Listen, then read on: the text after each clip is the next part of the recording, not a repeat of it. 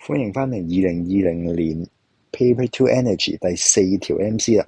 咁佢就問啦，有啲乜嘢 reason for 一個 microwave oven 就有一個 end use energy efficiency less than 100，係啦，即係你個 efficiency 等於 input 除 output sorry 唔係 useful 除 input， 係啦，啱啱講錯啊 useful 除 input 就係你嘅 efficiency 啊。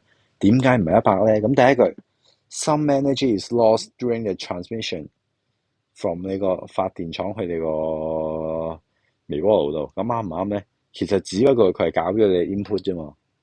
咁甚至乎其實佢輸電嗰 part 都唔關你入電落個微波爐嗰下事嘅，你中間嘅 energy loss 係唔應該入佢數嘅，所以第一個一定唔啱噶啦。咁其實我哋已經知道答案係 C 噶啦，但係我哋睇埋第二三句啦。咁第二句佢就話 The microwave cannot convert all the energy to the microwave energy。咁呢一個咧就啱啱 exactly 形容緊呢件事。咁第三句啦 Some microwave absorbed by the oven's body do not reach the food。咁即係咧又係有 energy loss due to 你個 structure，due to 你個 microwave oven。咁呢個都係啱嘅。咁啊